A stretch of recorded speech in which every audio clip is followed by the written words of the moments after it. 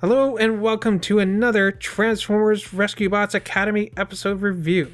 Today we are taking a look at Tune Out.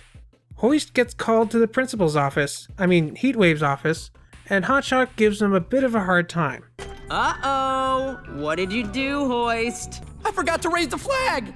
Oh no, not the flag! I like how while Hoist is in Heatwave's office, Hotshot goes outside and raises the flag for him. It shows how Hotshot's a good friend.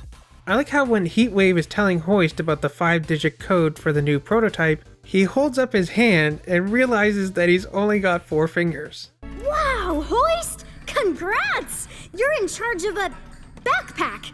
Cool! I'm glad I'm not the only one that thinks it looks like a backpack. I like how when all the recruits are singing the little tune, Medics is apparently totally tone deaf, which just seems to fit his character. Dum-dum, da-da-da-da-da. Now I want it as a notification jingle. I like how we finally get to see what one of those arcade games is. And of course, it's a game starring Optimus Prime in what looks like some sort of platformer like Mario. So Hoist's little tune becomes an earworm that gets stuck in all the recruits' heads and prevents them from doing their jobs correctly.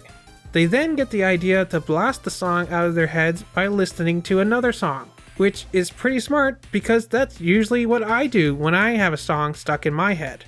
Although I'm disappointed that the little 5-note tune they use isn't a reference to the Transformers theme song. How cool would it have been instead of blasting the tune out of their head, they instead went the other way and turned the 5-note jingle into a full song, which just so happened to end up being a Rescue Bots version of the classic G1 theme song.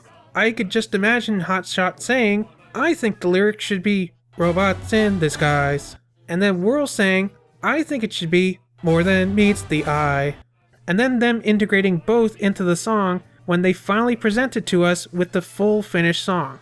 Obviously, they might have to change a few of the lyrics to be a little more appropriate to the Rescue Bots. Autobots wage their battle to destroy the evil forces of the Decepticons. But I think it would have been a nice homage. So the recruits have to use the prototype Sonic Wall to protect these potato people from this giant bug that looks like what Scyther might look like if it had an evolution past Scizor. But now they can't remember the tune. So Hoist gets them all to meditate. And I legit thought they were going to travel into the Matrix or something. They really looked like they were going into another plane of existence. Hoist remembers the tune and they save the Piontas from the oversized cockroach with a giant bubble shield. Pretty decent episode. I like that the recruits used the same technique that I usually do to get rid of an earworm. Also, do you call a song that's stuck in your head an earworm? I've heard that might be a colloquialism, but again, I wish there was a little bit more fan service in this episode.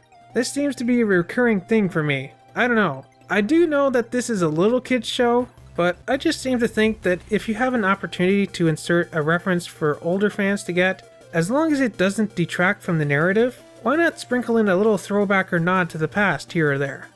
Well, let me know what your thoughts are on this episode down in the comments. Remember to like, subscribe, ring the bell, all that fun stuff, and I'll see you back here for episode 44, Metal Munchers.